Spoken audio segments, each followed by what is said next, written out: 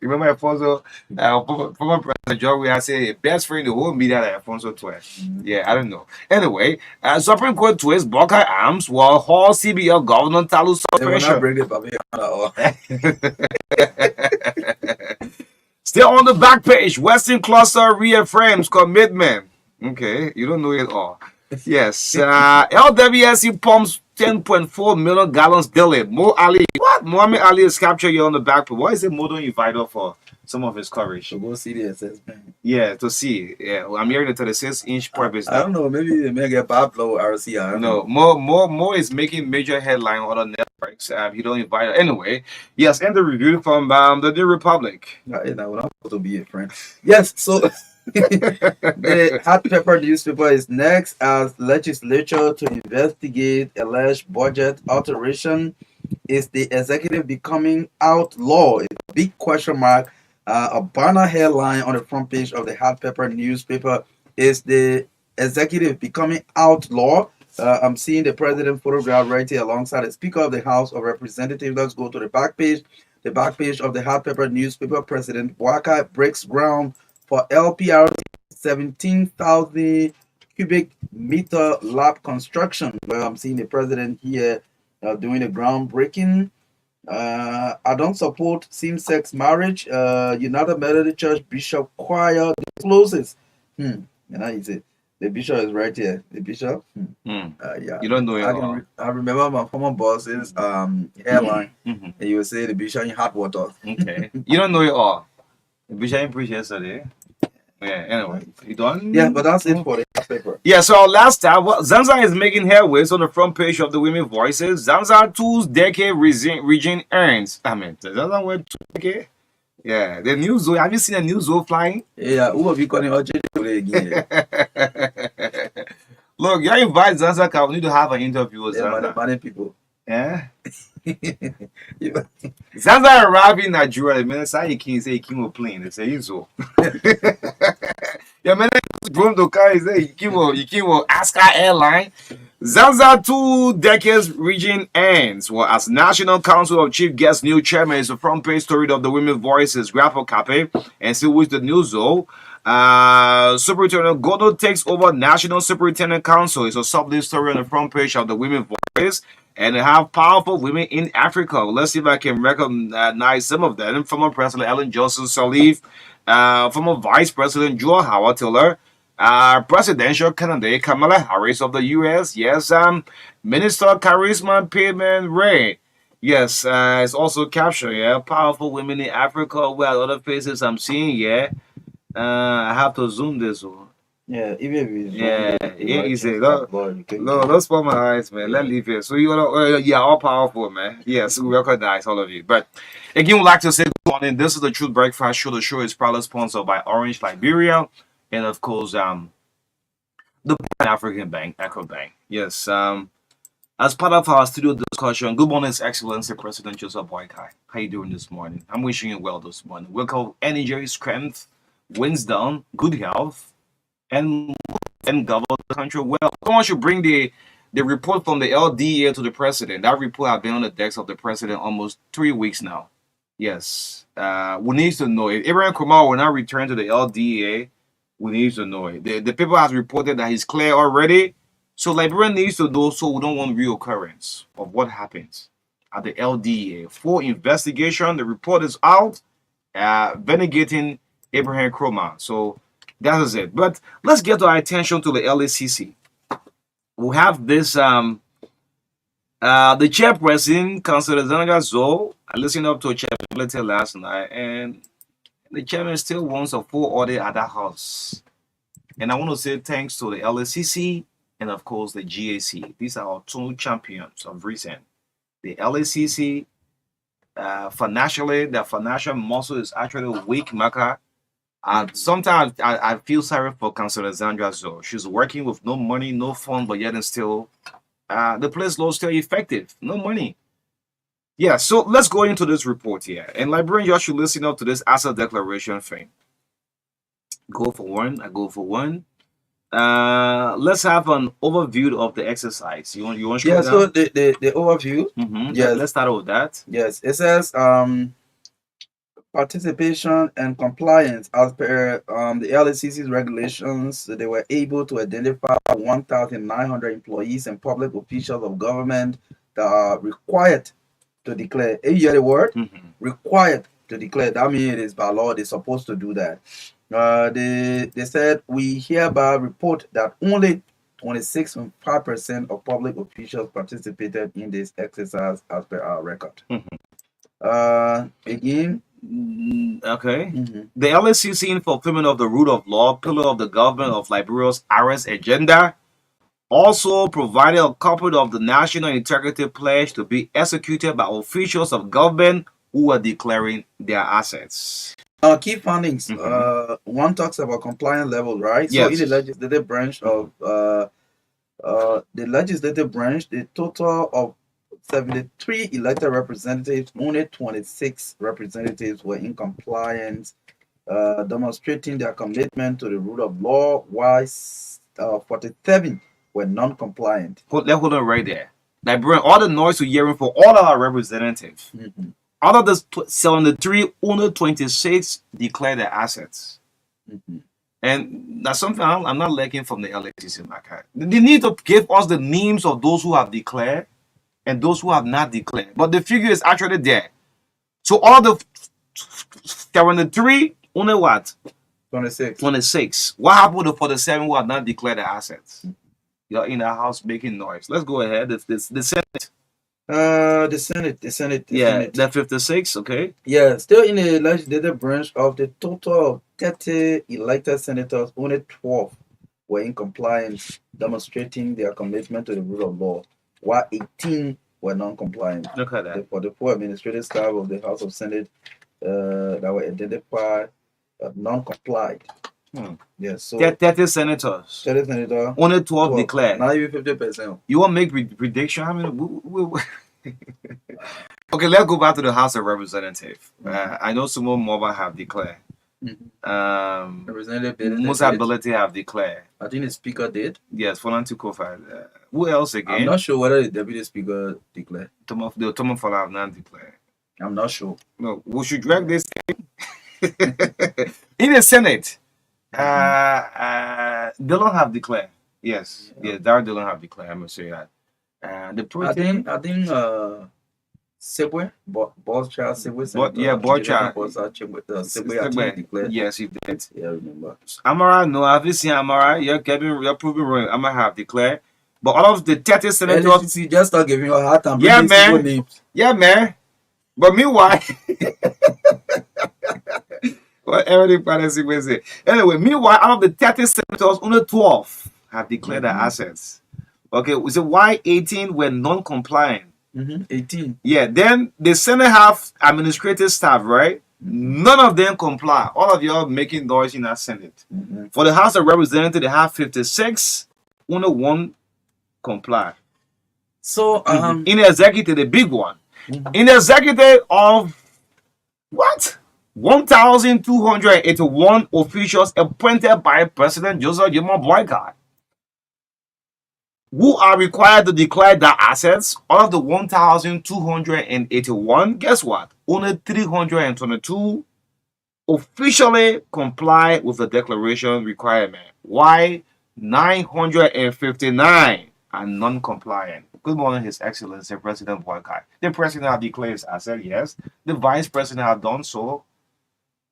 So all of y'all who appointed yours lobbying for job at Ryan. Boycott giving job.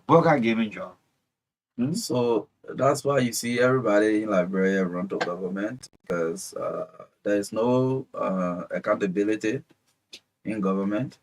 So people go there and manage any kind of way to get rich at the expense of public resources. So at the end of the day, we declare, in the future you could be held for some, acts of corruption, because you'll be questioned how you got this. We know you work for so and so time. This is the salary. This is the businesses you say you own. These are how the real properties you say you own. Well, but right now your value is almost 50 times what you declared. How come? It is the how come that these people are avoiding. 1,281. So all of the 1,959 are non-compliant. Because, for example, if you deputy minister of mines and energy and you declare your asset after 3 years, maybe we decide to do a checkup and go look because of illicit money activity. Who know? Maybe that all of your hand a cookie jar, Yeah, we try to assist them. your asset skyrocket in no time. You know, you will be questioning how come how come they are afraid of. Yeah, so we'll come to the action part. If we'll take 2 or 3 days on the team, Macau, I think we need to do so. So let's go to the judiciary. The judiciary, the one who makes the law. What? The ignorance of the law is no excuse. Let's start with this. The council your good morning. The legal pull your good morning. Ignorance of the law is no excuse. Maybe they are protesting because their salaries were harmonized. That's not an issue. So in the judiciary, these people should be the first to lead by example. In the judiciary branch, a total number of 333 persons are required to declare. Only 28 officials were incompliant, including 7 judges and 21 administrative staffs were incompliant, demonstrating their commitment to transparency, while 305 were non-compliant. The whole judiciary, 333. Only what? 28. Are we making progress as a country? Anyway. We really want the LECC. LECC, whether you have grace period to publish this thing, the full name on your website, please, you need to do. We need to name people. We need to name people. Maybe among the 5 justices on the bench, we want to know how they are declared. No, the public office these people are serving. I'm closing the whole Excel sheet. Nobody is going to make that office load as Joe Bush or Bugu man to people to get scared. They say, oh, that is Supreme Court there. Don't talk about it. We'll talk about the Supreme Court in line with the laws. Because if it is required that you declare, you declare. If the highest man in the country, the president, have declared, look, and they say lead by example. The president has shown the way. Look, we'll take somebody off on the job we are lobbying for. When that's serious thing, go. They will get to know when LACC, except they go to Councilor Zone not to publish the name. So by law is supposed to publish the name. And I'm still knocking on the door of the LACC. It is not a responsibility to publish it and share it with people, but they will share it on their page so that for reference sake, we will go there and see. You need to do that. If the law says you should publish the names, you should do. Except if the law says you should not publish the names. But for people to blatantly violate, the law, they are required, like you mentioned in your own report, required to declare. So you see, this is how Liberia has been over the period of time. People do not want to be held accountable for whatever they do in their service. Yeah, one headline. Maca headline. President boycott to dismiss 959. Yes, people don't want to be held accountable. Yeah. So at the end of the day, they will circumvent the rule of law. They will bypass policies and everything, just so they know. Liberians have come to believe that it is in government that money is, and you can get the money through corruption. If you're not corrupt, you not get rich in government. I know people who serve in government, they're not very rich. They're not very rich. So Gonglo us on the highway there, on the RI Marshall area there. I've been there. He's comfortable, but he's not rich because maybe he wasn't one of those who are very, very, involved in these acts of graft and all of that. And we are very concerned if this government is to do things differently, then these people, there should be action, because according to Councillor Zoe, the chair of the LACC, there are penalties, but these penalties can only be done by the president, either by suspension, by withholding of salaries, or dismissal. I'm laughing. I've closed the whole Excel file where I read it from, because for the judiciary themselves, the always tell you that ignorance of the law is no excuse. So what the legal people themselves? Well, I don't about no ignorant business out. Yeah, but and that's why they always say. Even they make an arrest, and until you say it will be who against you in the court, right? But the president too should stand up. Good morning, His Excellency. Remember your 4th cabinet meeting? You reminded officials. Look, people want to be subject to bench. You have violated. Look, if you have one chicken, He had 200 LD in the bank account. Why say he declared nothing will happen to you? But anyway, let's get some reaction for the public. I think the LTA folks out there. Yes. Yeah, so we're gonna pick some calls up. Yes. So let's stick to 1 minute, please. Yes. The female line Uh-huh. exclusively for women 0770-202579. Exclusively for women 0770-202579. Yeah. Is the female line. Yeah, 077-285-961. Yes, it's the middle line. Call, you be live on the True Breakfast Show. Let's see who can pick our first milk caller. Coming through. Good morning. Please stay away from the noise. And I want to appreciate you guys for reminding for so I mean, put it in the can I find people in the Saudi Arabia? Mind you, he said in Saudi Arabia out of the sea. Now, so whoever can I do the job? And it's really, he will not come and nobody will turn out this thing. And at one point, the president to be reminded, rather than live by what you see in the so all the presidents remind this cabinet minister and that is taking over the executive for the insurance and now the executive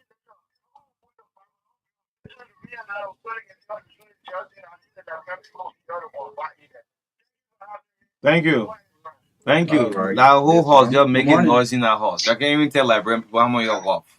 Whole horse. Yes, go ahead. Good morning, my guys. Well, my name is Andrew. I'm from Balance in this one.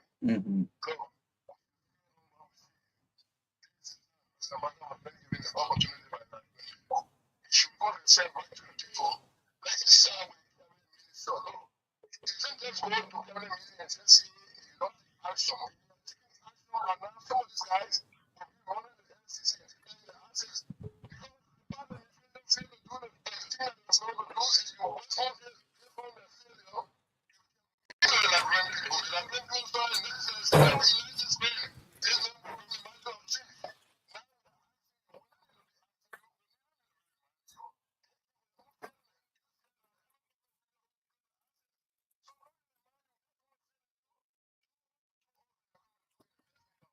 Okay. Thank you. The women are not calling. Call 0770-202579. What kind of sound is that? The Good morning. Morning. Go ahead quickly.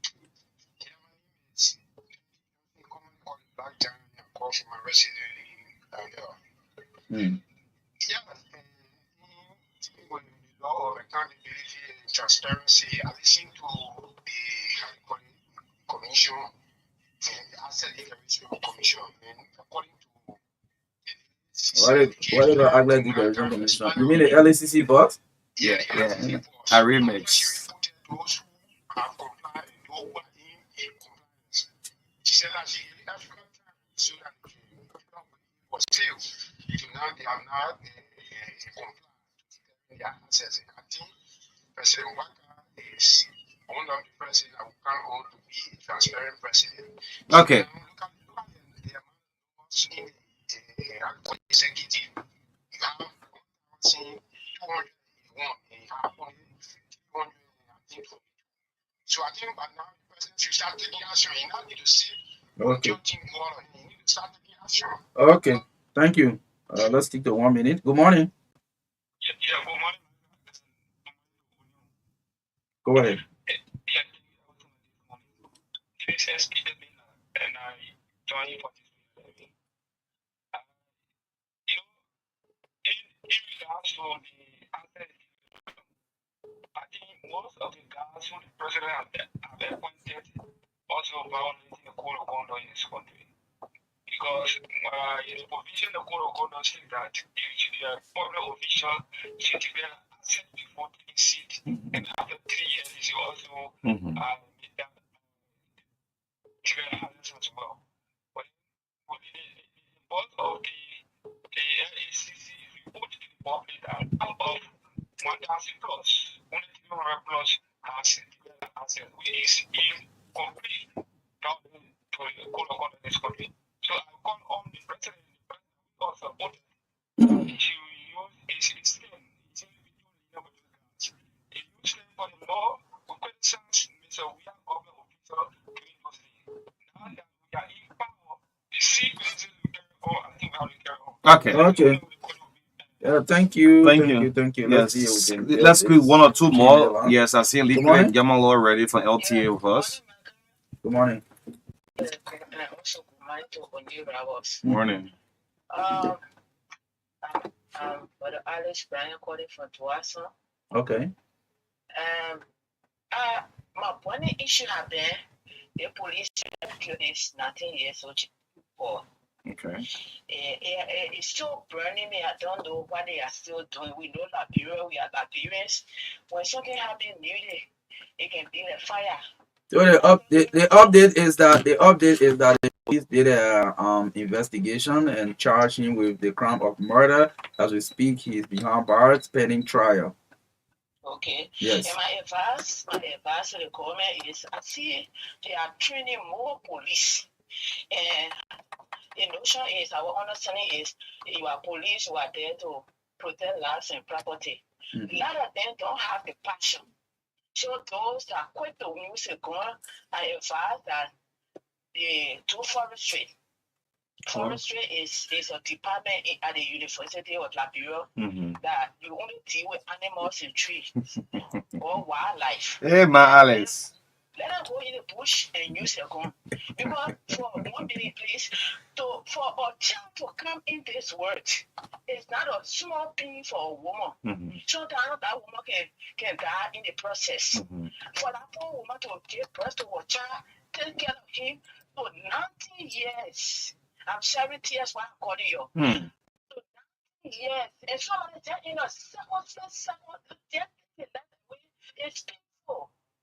Thank you for the opportunity. God bless you. All right, thank you. So Thank you, that's my the Alice. update, my Alice. Yes, that the individual is behind bars and pending court trial. Yes. Again, this LSCC thing probably will continue on tomorrow. But going forward, maybe the next time when you are appointed, you declare your access fair before going through for your confirmation. So we did it. Let's do the Yes. final A grace one. period, then Yeah. we'll go with John Lee. All right. Good morning. Yeah, good morning. Morning. Quickly. Yeah, my name is Patrice calling from China. Okay. I want to thank you guys this morning. Yeah, I'm very disappointed in our leader this morning, hearing that they are not yet, some of them, they are not yet declared their asset. Just have it in mind that if you don't declare then you are holding Liberia backward. I always heard people saying that, oh, what it is, don't have it in heaven. Whatsoever you do, you will get paid in heaven and also on earth. So continue. I'll stop there. Okay. Okay. Yeah, stop there. Thank you so much. Thanks to all of the calls. This is the TBS in the midst of all do the country press. Yes, let's see who can link up with our guests. In studio, the folks from the Liberia Telecommunications Authority, the LTA, is in studio already. So we can leave our main studio now and link up with them. This is the TBS 96.1, the heart and soul of Liberia. Let's link up and say yes. Good morning, Lee. I haven't seen you for a very long time. Lee, how you doing this morning? It's been ages on you. Hey, on. Yes. Great. How you doing this morning? I'm well, thank you. Yeah. So, ladies and gentlemen, so I mean, no offense, right? No, no, Yeah, no. yeah. Just introduce yourself and what role you play at the Liberia Telecommunications Authority. Okay, I'm Jassy Murphy. I'm Director of Public Affairs at the LTA. Okay. We're very happy to be here this morning with our Consumer Manager, Nikili Nyamlan, who is the author of this regulation that we will soon be known as the People's Regulation, Consumer Protection Regulation. He's been touring with the team. They went up to people in Maryland, and they came back down to Banga, and they're on their way right after this program to Tuppenburg Okay. to have a public consultation with consumers about how they feel about this regulation. And I will let Lee tell you more. Yeah, we'll get to that. Great. LTA, in fact, the OR and the entire telecommunications authority won't have full regulations. Yes, the LTA is doing well. Thank you. We have 5 dynamic commissioners that are doing a great job in steering the ship of regulatory reform and innovation, allowing investors to come in and find ways to create a better environment for our consumers. We're giving consumers the best experience possible through the guidance of people like Likpele. Mhm. And government, of course, stands to reap some benefit from having a good telecommunication landscape, Mhm. which is exactly what the president, um, Joseph Boyka, would like to see. Okay. Yes. Let's get to you, consumer. Give us some feedback about your own assessment thus far, those areas that you have visited. But thank you so much. I'm so glad to be on this morning. Hmm. And like director said correctly, this is like the people's regulations. And we've been around the country, but I'd like to just start on this point that all the investment that goes on in telecommunications, the infrastructure, the towers, the Hmm. money we spend on getting base stations, microwave links, and just everything. Everything we do comes to one purpose, and that purpose is for consumer satisfaction. Okay. And it is to take services to consumers to make sure that consumers are able to access reliable services, and of course with quality of experience. And so the consumer protection regulations Mhm. comes into play in order to make sure that consumers who spend their money Mhm. on telecommunications products and services are protected. Okay. And I would like to come down one step further. When you Mhm. talk about protection, Mhm. How do you protect that? yes, it means that they're not left in the wild. We're not operating in the wild, wild west where there's no law or there's no rule or there's no regulation. So the LTA's role is to adopt several regulations that will have to govern the industry. One of the most important regulations is the one we're currently working on, and that's the consumer protection regulations. Because this regulation speaks to the you call it the bread and butter issues, the basics, Okay. the $1 scratch card, the Okay. $1 recharge card that consumers put in their phones for 3 days, how consumers are able to access telecommunications products and services in a very seamless manner. So we've been working together, taking into consideration all possible scenarios, including them in the regulations. Our team has mapped the country up in four regions. We're looking at the Southern region, and then tackling the southeastern counties, and then we also looked at the North Central region, Mhm. and then we also have the Western region, Mhm. and then we come to Monserrate County, that you might want to call the microcosm Okay. of the larger Liberian Republic. Mhm. So our team was in Plebo, Maryland County to tackle the southern or southeastern region. So we had folks coming from representatives coming from all over that side of the country Mhm. and gathering in Plebo to listen. Unlike many forums that we host, this one is mainly to listen more because we may have assumptions that these are the things that consumers are going through, Mhm. but their perspectives, the person through which to see um, how their rights should be protected, may be quite unique from What sort of ours. feedback you got? Maybe first of its kind to have the folks on the LTO to go from one county to another county. Very interesting feedbacks. In fact, there was one person who asked and said, if I have my money on my phone for 3 days, Mhm. and then I exhaust it for 2 days, and then the third day, Mhm. maybe there are 2 hours left, and the network goes down, what happens? So my response is that whatever you've not, whatever you've paid for is yours. Mhm. So if you have 2 days or 2 hours outstanding, it means that they should refund you those 2 hours when the network gets restored. So we've been having back and forth consultations with the service providers. In fact, I'd like to add that before we started the consultation, we met with service providers, Mhm. all of them, Mhm. and we gave them a copy of the regulations to go and review it, make their inputs. And Okay. the reason for that is that when we finally adopt the regulations, we don't want to have a case where people are caught surprised. It doesn't mean we agree on everything, but we'll all be on the same page in terms of the information that we intend to put out. So there are cases where we'll make some compromises, Mhm. and there are areas where we'll take a stand that this is in the best interest of consumers, like uh, the public administration adage that says for the common good. Mhm. So all we're trying to achieve is for the common good. So we like I mentioned earlier, we kicked it off with the engagement with the service providers, Mhm. and then we went to the counties. We're in Plivo, and then the other day we're in Banga City, representing the North Central Alliance. It was a huge success in Banga. People from all walks of life came. In fact, uh, one of the things we're working on currently, and part of our engagement with stakeholders, is how do we tackle every segment of the Liberian society or of the larger society? Because our consumers are not just Liberians only. So, for example, people who have some physical disabilities, who may not be able to access telecommunication services as easily as the other people, how do we factor in uh, um, our products, or in terms of the products of our MNOs, that's mobile network operators? Mhm. How do they factor their products in a way that someone who is visually impaired, for example, can use his or her phone without the intrusion of someone else who may not have to have access to their privacy? So those are some of the things that we are talking about to see Okay. how these people can access these services easily.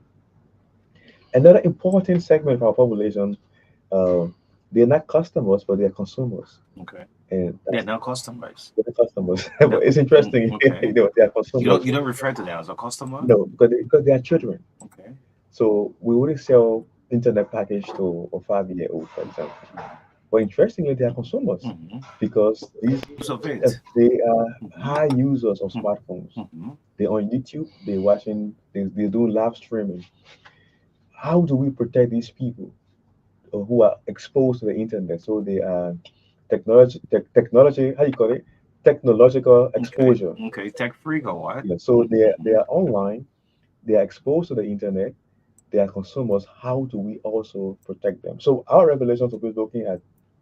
So you see why we call it the people's regulation, because it's Mm-hmm. targeting everybody. From End of the day, what do you hope to achieve? Maybe the public affairs come in. I mean, what do you hope to achieve with getting all of the feedbacks with this content? Or yes. I think what Lee is saying to us today is really transcending. I think he has the steering wheel for this whole regulation. Like I said, he crafted it. He sat down and mulled over it, created it, and then he turned it over to our economic analysts headed by Kwatama Betty All on the right. So, like I licensing said, I'm regulation. here for pleasure thing. First thing And he and his that was team what's with on my Mr. Paul agenda. and the rest of them put together a cross section of LTA staff Mhm. to go over the first step of scrutinizing line by line this regulation to see how applicable it is to the Liberian lifestyle. And I think this next step, which is to get it out there in the public and get their feedback, is critical. Mhm. We brought in the mobile network operators a few weeks ago. Mhm. They took a look at it. They had an opportunity to give their inputs. And our Commissioner of Consumer and Public Affairs, Mr. Mhm. Patrick Horner, Okay. he headed that meeting. In fact, he was the acting chair during that period. Mhm. And he let them know, look, it's critical that we get feedback from you guys Mhm. to know how successful we can implement this, because it's no use having a regulation that you cannot implement, Mhm. that's not enforceable. Okay. So I think we've come a long way. They've been to people, they've been to Banga, and they had Mhm. a huge crowd, huge turnout with motorcyclists union, the marketeers, the chiefs and the elders, the city mayor. It was a wonderful turnout. So we're hoping now this final leg for this journey in Toppenberg is going to be a resounding success too. So I turn it back to Lee, who I think has the helm of this whole thing. And like we said, this is the people's regulation. Okay. So, as a mobile user, for example, Marka Davis, currently I'm used to what I'm doing with my mobile on the online, on phone, on call, on data, and everything. So, if this policy comes into play, what difference am I going to experience with what I'm used to currently? There's something we call quality of experience, Mm. and for us, that's so important.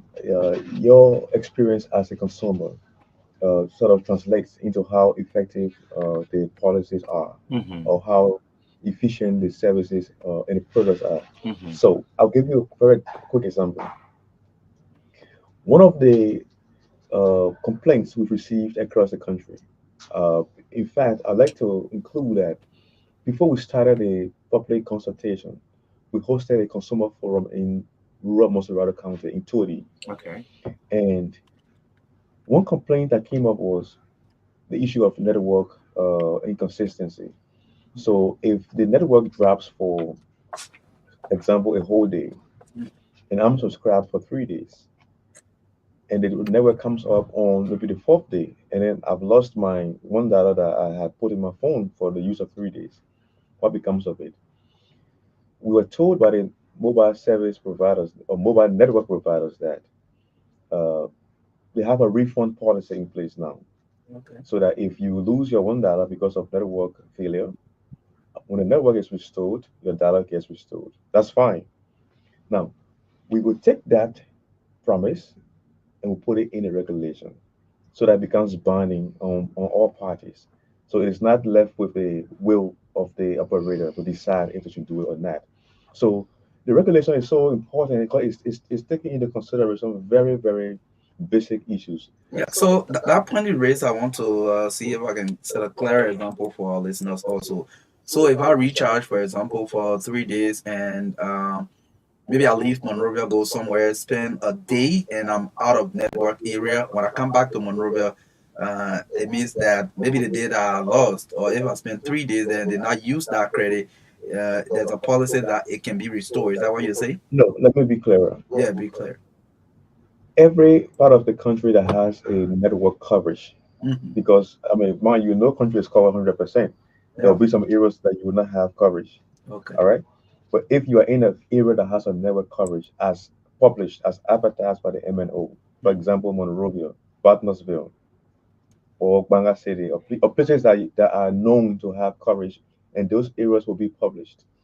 So if a network goes down in your locality that has a coverage, Okay. and the network resumes after the expiration of your dollar or your unit, the money you spent will be restored.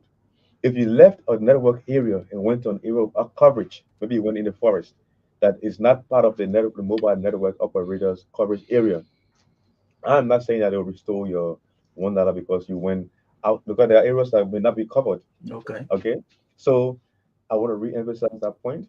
Yeah. If you are in a coverage area and the network goes down, you are not at fault because you paid for a dollar for 3 days. When the network is restored, your the unused portion of that money will be restored to you. That was the information we got from the mobile network operators, and so it's going to be placed in a regulation to make it binding on all parties. That those who lose their money, why the network goes down, or why there's an outage, will have a refund in place. Let's look at what role are the service providers playing in the crafting of this policy because I mean it is also about them and the consumers. So what role are they playing? Well, the regulation pathway at the LTA is very interesting and it's very transparent. Every sector, every stakeholder is part of the process, from the inception to the final adoption of the regulation. For example, like I mentioned earlier, we kicked off with the consultation with the mobile network operators and all other uh, service providers, including ISPs, the internet service providers, those who are providing only internet services, for example, came. Those who are providing services for cable TV also came. So everyone will have an input to the regulation. Then we go into the communities, to the counties, to get the views of a cross section of our citizens. When we come back to Monrovia, we'll have a joint national public consultation forum, bringing together everybody so that we, like Director mentioned earlier, we go through the regulation line by line and we summarize it in simple English. We summarize it in many ways that consumers are able to connect and ask questions even in their local languages. So when the regulation is finalized, like I mentioned, everyone will have an input into it. We may not agree on all the regulations, but it will be for the common good. All the points of the Why is regulation it necessary to do this regulation? Mm. for the common good, for the common good of the Liberian people, of the people, not just Liberian people alone, but of all the consumers of telecommunications products and services. You cannot operate an industry with no regulation or with no rule. And the consumer protection speaks directly to the needs of consumers. Now, I want to go before I lose my thought. Mm. There's one other point I want to emphasize. It has to do with privacy of consumer information. Consumers are entitled to use of privacy. So no one has authority to go to a mobile network operator and request or try to use any other means to access the privacy of consumers' information. Those include call log, that's called history, or other personal consumer details that are not public information. And the mobile network operators are also aware of this, so they do not give out any information that, unless it's required by law, by a court of competent jurisdiction, through the national police, and so forth. However, in order to make this binding, we have to have it enshrined in this regulation. So we also have it there. And also, we have marketing, communications, and practices. If you listen to the radio stations or TV or social media or through bulk messaging, there are tons of messages that come every day in the form of advertisement.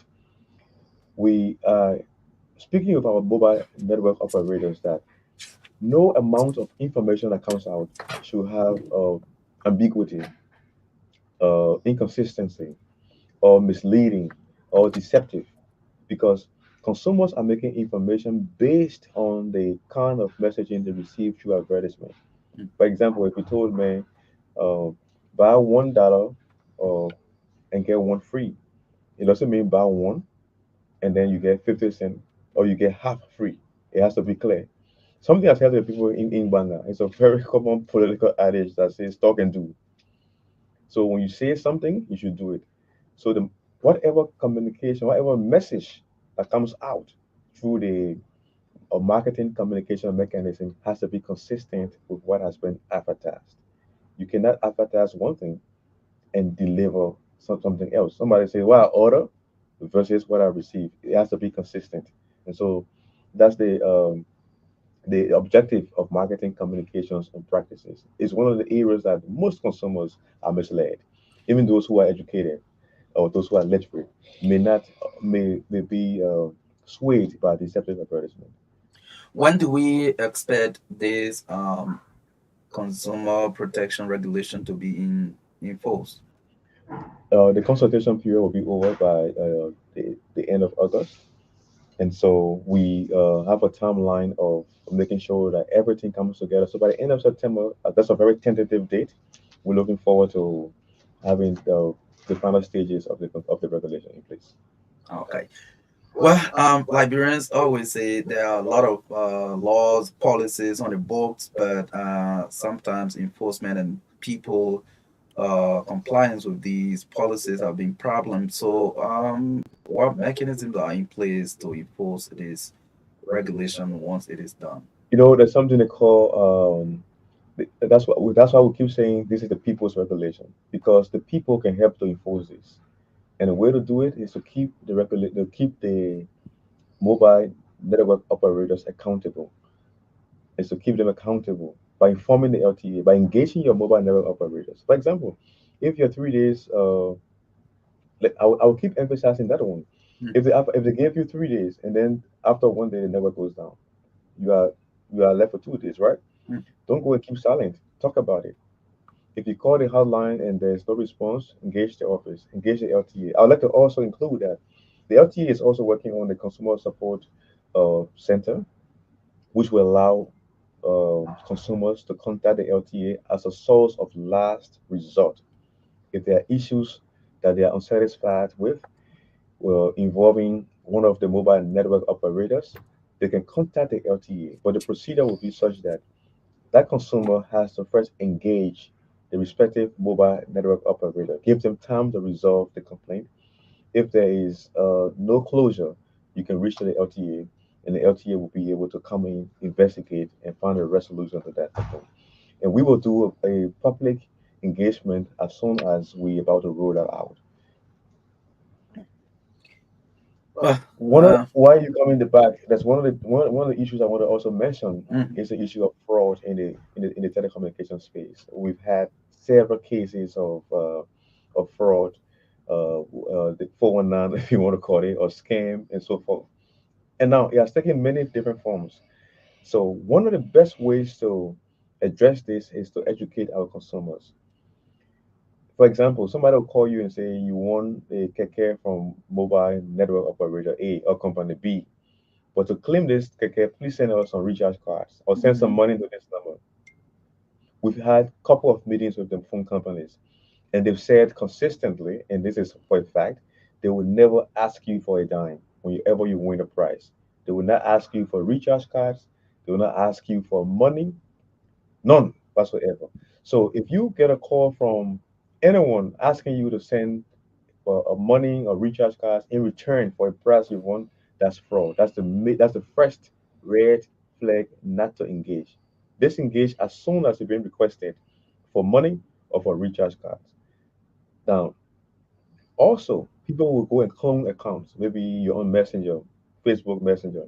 Somebody might clone your messenger account using one of your pictures from your page and try to engage people who are friends on your social media handle. Most times, some people fall for it. I'm not saying do not be kind to people who need it on a personal note, but if a person is asking for money, engage the person. If you know that person, engage them by telephone, speak with them, be very certain, try any means possible to authenticate that the person who is requesting for this money is the actual friend that is asking you for help if you need the help. Because most times those accounts are being cloned. It's been done with Messenger, it's been done with WhatsApp. The third one is the politically exposed persons whose names and accounts are out there. Somebody might come and say, "Oh, I'm Oni Ravos, for example, or I'm John Brown. I'm in a tax squeeze. Please send me $1,000 to my mobile money account." And because you want to do favors to somebody who you think might be of help to you in the future, or whatever the reason might be, sometimes people alert into these things, and they might you to it and send money. In that case, most times that we've received from complaints, those people are not the ones making such requests. So we would like to caution the public: be very sure whenever you are engaging people who are asking you for favors on the internet. Be sure that they are the actual people you're dealing with, because it could get worse. Somebody might use the internet and say, or propose as a parent to your child and say, please open the door and give me whatever they're asking for. So we're throwing this out there because we receive a lot of complaints around fraudulent activities in the telecommunication space. mm. So, this question, I don't know whether it's very much related, but in line with what you were saying, sometimes we see people set up an account using somebody's full name correctly. Like for example, most of the time people call it fake accounts on social media. For example, like you got one bearing the full name of the president, you have another one bearing the full name of the first lady. I mean, what do you do about some of these things?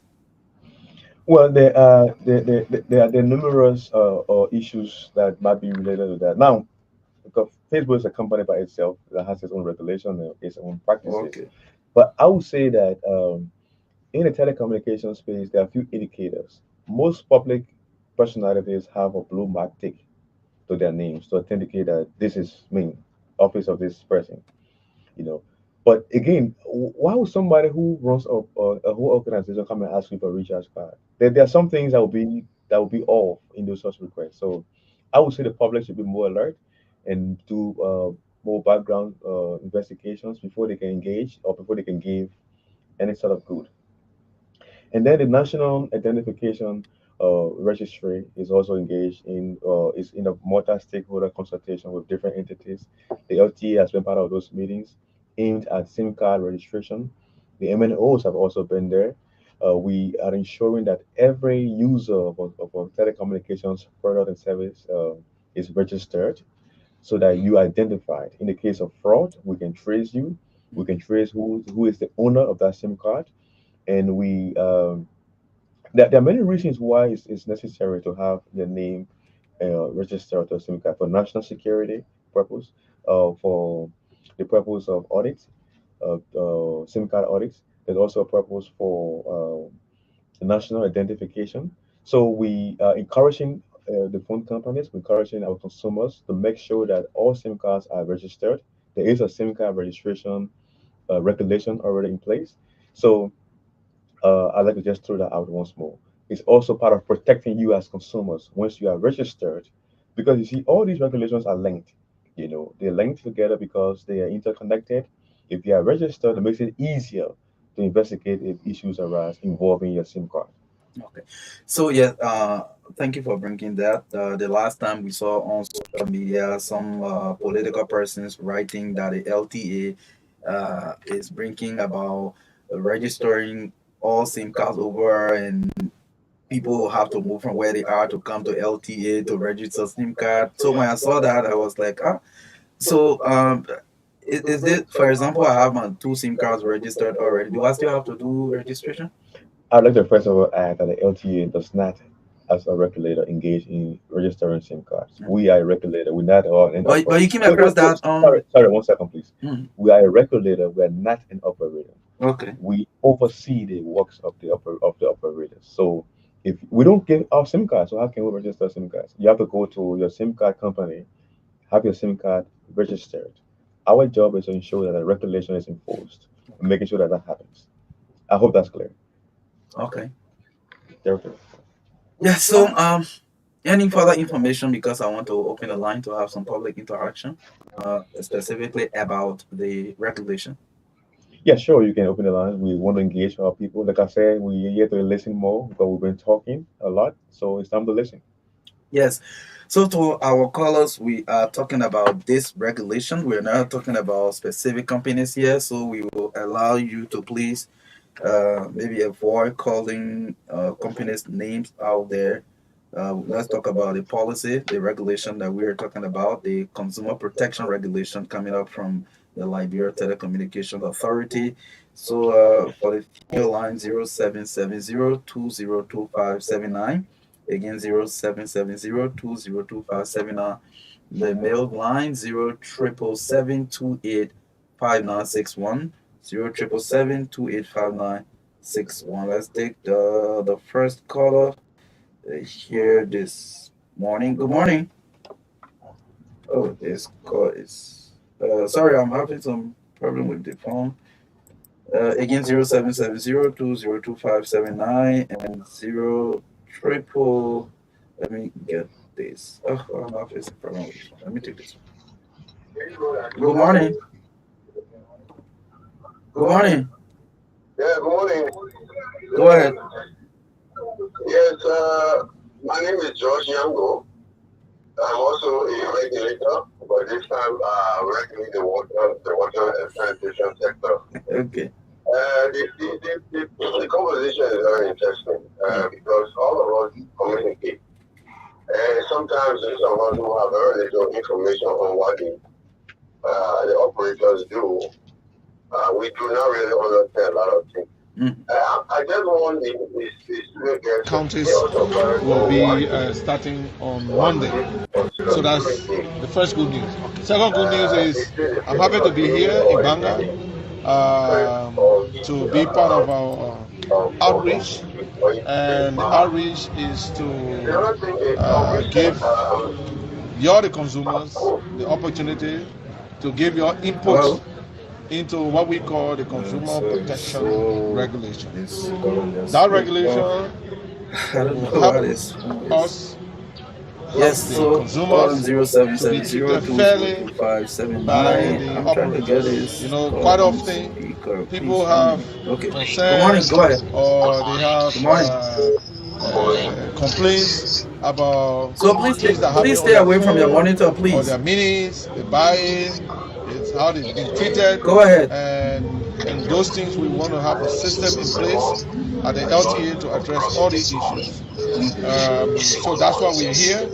So it will give the people the chance now to ask all the questions and to give us ideas about things we haven't thought about to put in our regulation. Now, Mr. Chairman, in the past years, the LTA has conducted similar consultation before. So, how can the public be assured that under your leadership, these issues that are coming up in this consultation will be taken seriously, because we still see poor services from GSM companies?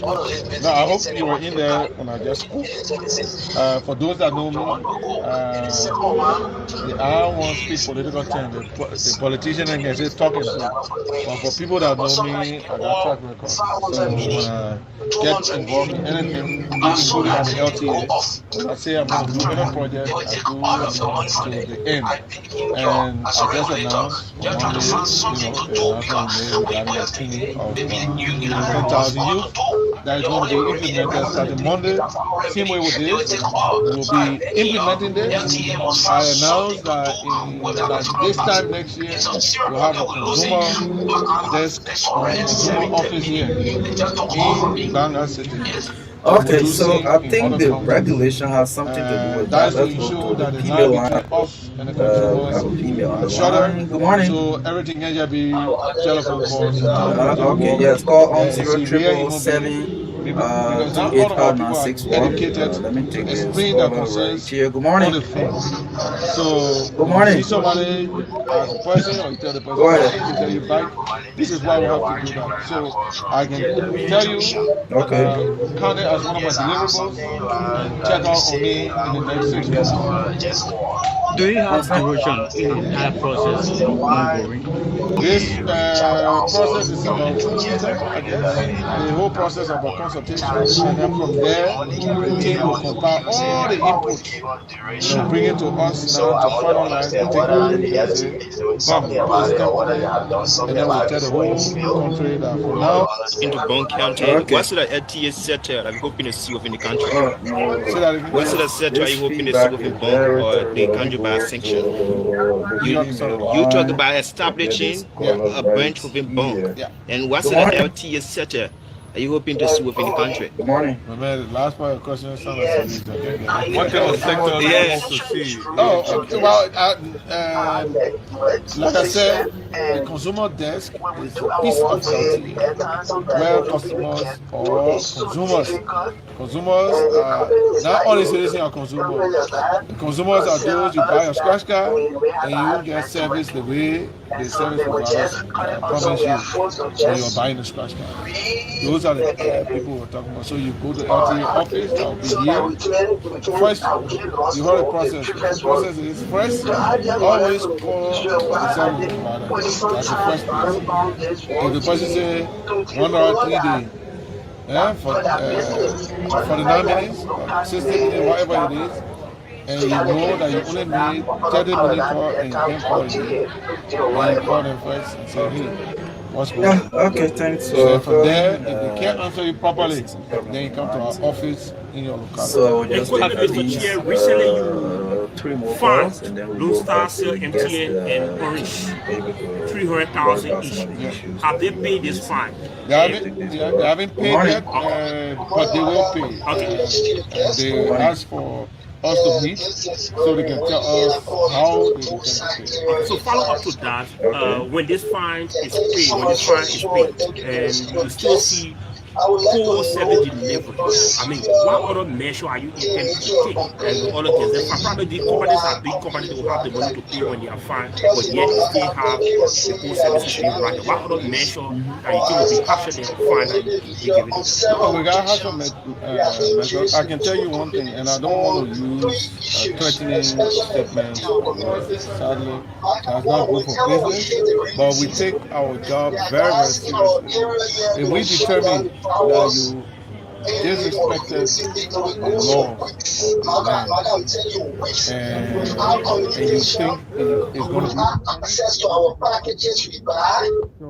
And the frustrating part, you want to even do mobile transactions, you have to go to the next community. When you go to the next community, like 30 minutes drive or 15-minute drive, you make a call. If they still here from the center is, are you the only person living through that? I got with over 5,000 yet. I went to no style, I met I told you to avoid calling company's name. Please. We went to a company who met the main responsible for our client service. And they started to know Maga that they will not do anything about it. And someone told me from one of the company that the fact that you people are You know, our biggest mandate is to create what they call level playing field and to protect consumers' interests. And that's our first big mandate. So in order to do that, there are plenty of things we do. We make sure the operator is doing the right thing. We also make sure they are protected. We don't only protect the end user, but the operators invest huge sums of money in this country, and we try to ensure that their investments are also protected as part of our job. And in that process, the level playing field, it should be fair. We protect you, protect the consumers, but also when you tell the consumer, give me $1, you can talk for 10 minutes. Yeah, you might not talk for 9 minutes and 55 seconds. But talk for 10 minutes. That's how it's supposed to be. And when you don't provide that service now, then we will come there and say, look, we're not treating the consumers fairly. So I'd like to say to the consumer, please, Thank make sure you. you participate Okay, thank in this you. program. So let's go back to Get educated, call the LTA hotline. You They listen will to the always callers, explain some of the some things to you. important points made. You can clarify some of them. Thank you so much. Like I mentioned from the beginning, we came to listen, and there's nothing more powerful than listening to your consumers and hearing their concerns because we don't anticipate all the responses we get. There are some we do, and there are some we don't. And so I'm glad that some of the concerns that came out are very interesting.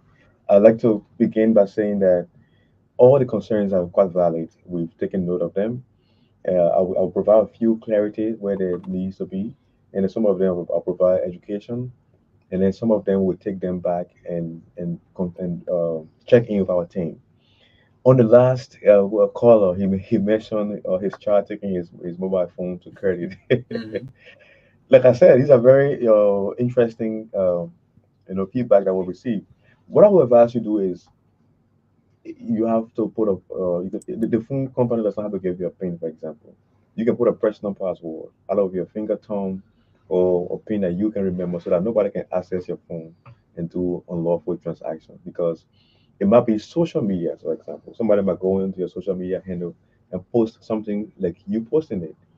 In that case, are you going to blame one company for not putting PIN on your Facebook page? I'm sure not. So I would just educate and advise and encourage that you put a personal PIN on your phone, and that one can be done independently of any mobile phone company. Now, concerning DUSAT, the caller from DUSAT, we will alert our engineering team to probably do a draft test there to verify it and consult with the mobile network operators and see what's obtaining there. It's a good feedback, and we've come to listen. So we've taken note of that to see all your claims around the data fluctuations, the internet fluctuation as well, and the voice fluctuation and so forth. We've taken note of that. And I agree with you, caller, that you should not be losing cents on your phone because it's frustrating if you buy your credit and you want to recharge and then you go and check there's 50 cents gone or 10 cents gone. Even a cent should not leave your credit. So we're taking serious note of this and we engage the phone companies on this. There were concerns we received one time that there were automatic uh, registration of consumers to services, and that is against the regulation. No company should subscribe any consumer to a service that that consumer has not requested. So it should not be done by pushing a service on the consumer and then subscribing them without their consent and taking cents from their phone. This is wrong. We've taken note of this and we engage them on it. Okay. Yeah. I'm sorry, I want to go step by step. Mm. The next one is about the complaint procedure. We currently have consumers who can make complaints. You can either walk in to the LTA office and make a complaint. I would like to also encourage consumers who are online to engage our Facebook page.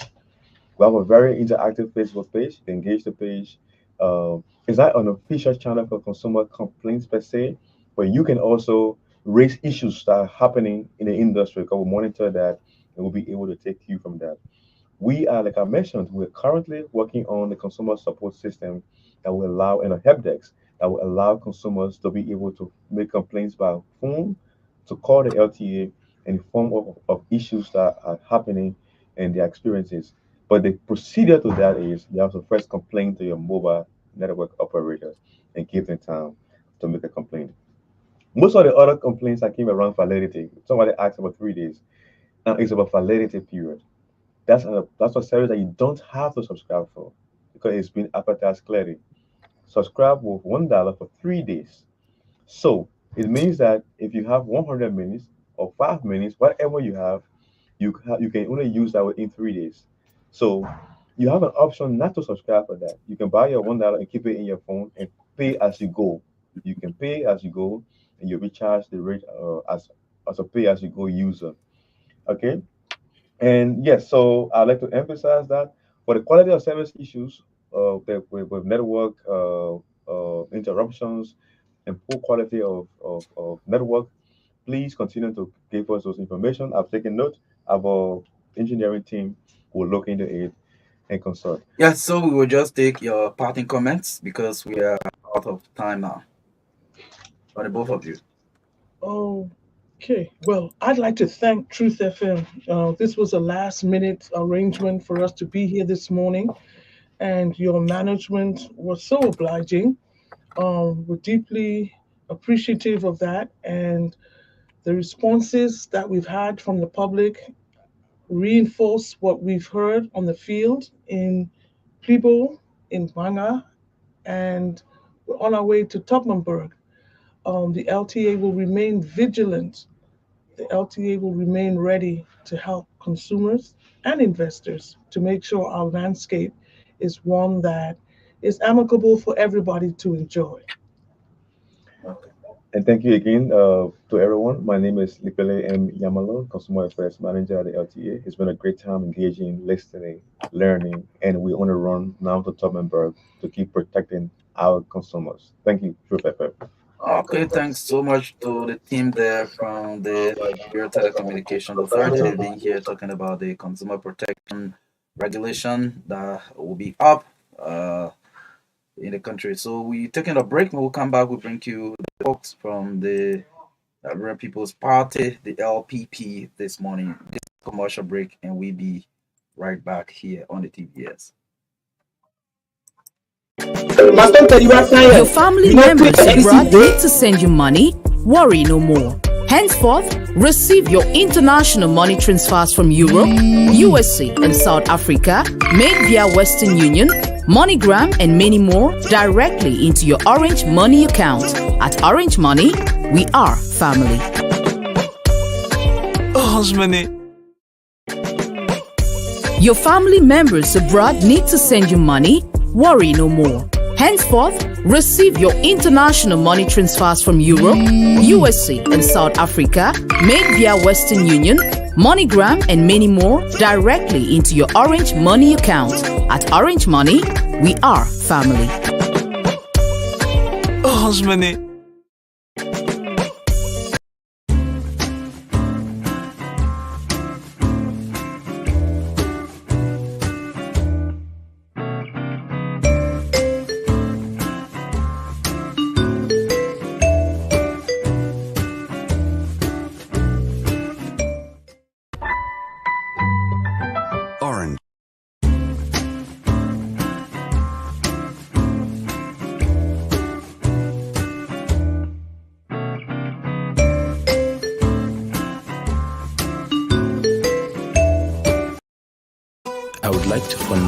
At any time, even here.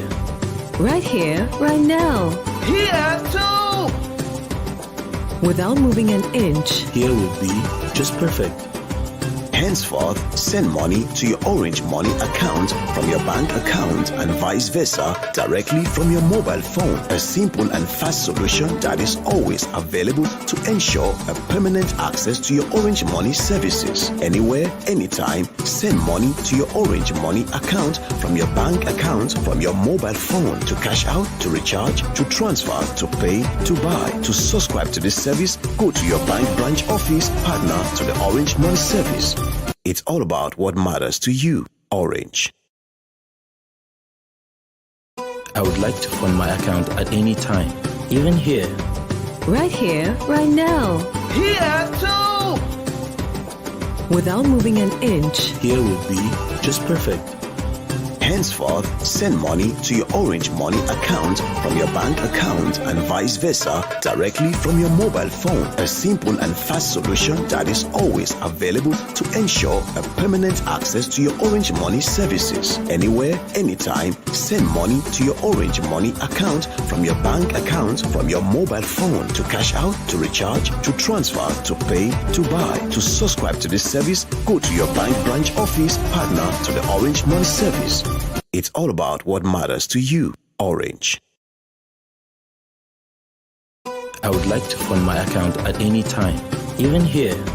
Right here, right now. Here too! Without moving an inch. Here will be just perfect. Henceforth, send money to your Orange Money account from your bank account and vice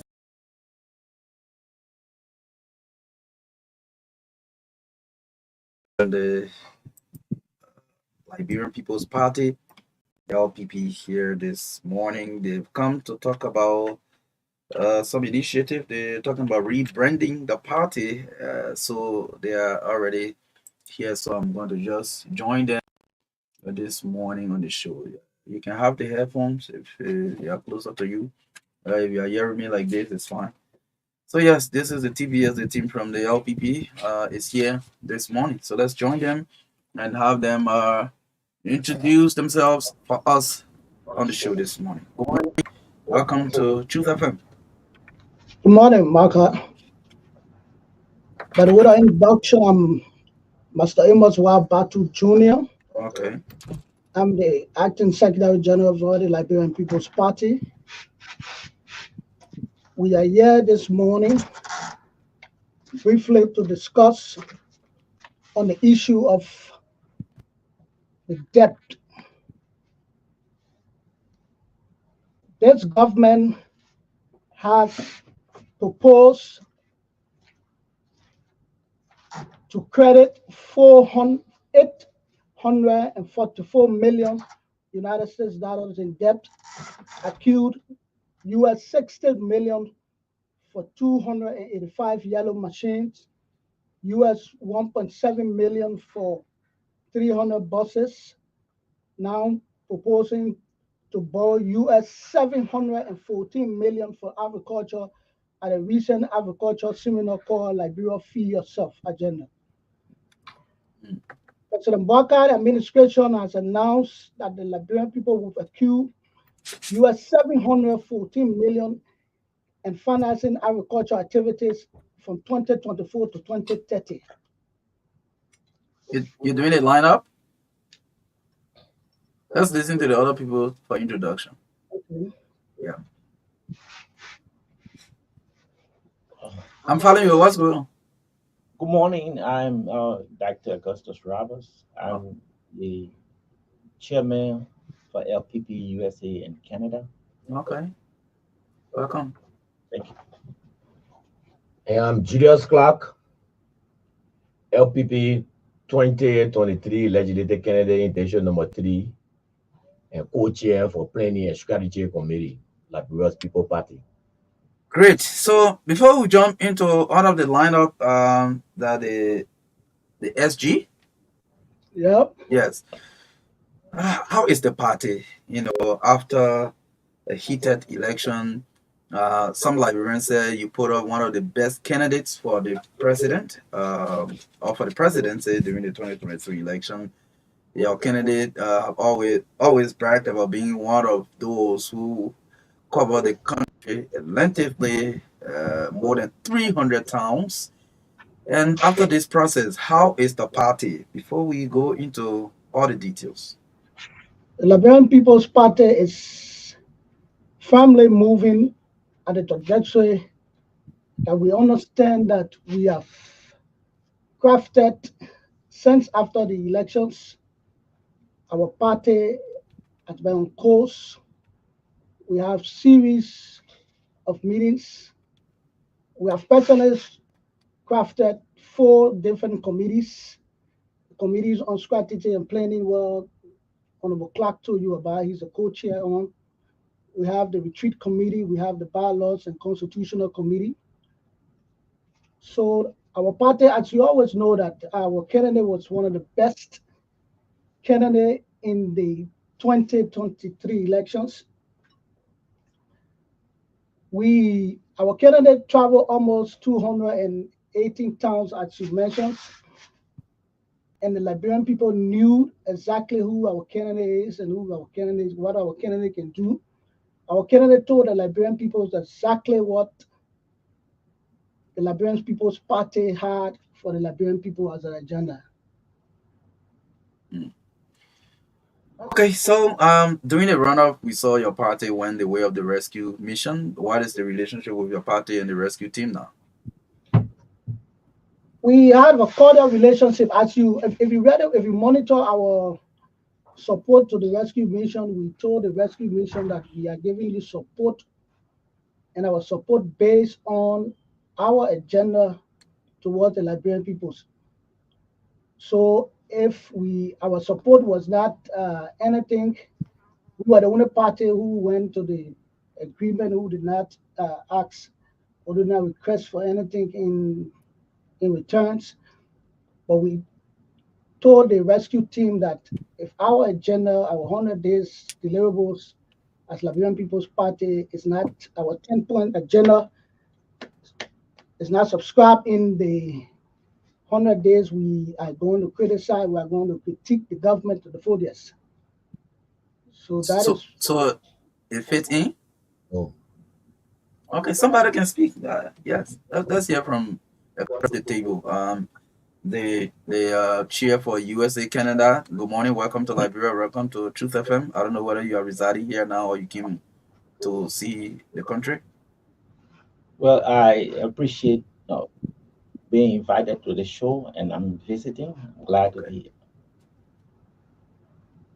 Okay, that's great. Yeah, so again, you want to comment? Back in Liberia, visiting your party, the LPP, they move on in the second round of election to support the current. Something is sounding. Yes, they move on in the second round to support the rescue mission. The rescue mission is there. I listened to Councillor Gonklo. One of the things he gave at the time when we interviewed him after he had endorsed the presidency of Waka in the second round, he said one of the things he wanted was that each county will have a cabinet minister. You know, he said that was one of the requests or one of the things that LPP actually wanted. Tell us from afar, and now you are here.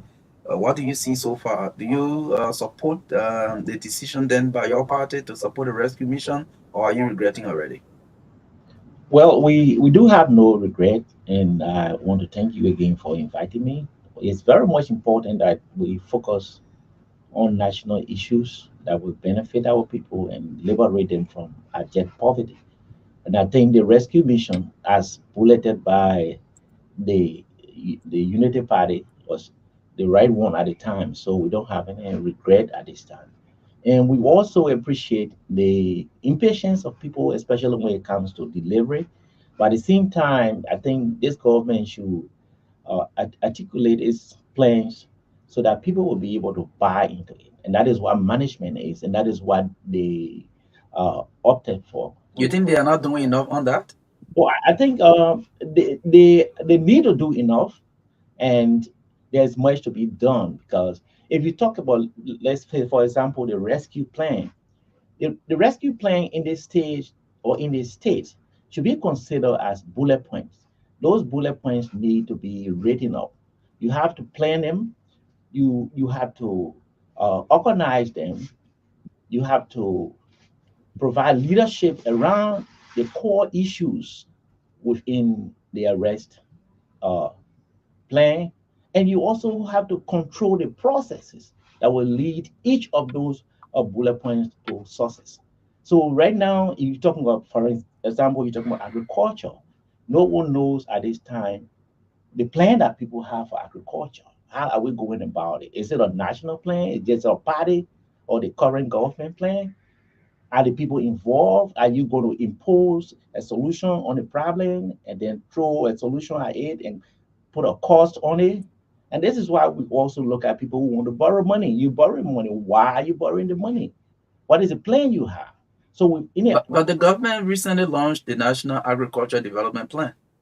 The National Agriculture Development Plan, as you may look at it, in the planning process, you have various types of planning that you carry out. You can have contingency plan that will go in for in case plan A does not work, plan B is going to come in. So if you talk about launching agriculture development plan within 6 months of the government, there are some issues that you got to consider. Planting billboards in the various towns along the road is not involving the people who are supposed to carry on agriculture in the country. So those are issues that they have to consider. One ministry cannot come in and launch a plan within 6 months and think that, okay, the nation is going to get on board. That is not feasible. There's more to be done. Yes, let's hear from Mr. Clark. Yeah, Marcus, you raised an issue that our standard bearer wanted. He always say one cabinet minister for each of the country. It is not our standard bearer idea. It is the law. The first point that we've supported the rescue mission on was respect for the rule of law. The executive law of 1972 states that each cabinet minister must come from must come from each of the country. President Torgo did that. Togo refused. President Taylor refused. President Sally refused. President Weah refused. And President Boyka said we will not have business as usual.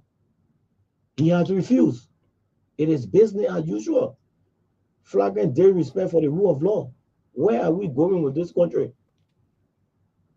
We were expecting the rescue mission to uphold the rule of law. That was the major reason we supported them. Are there being violations of the rule of law?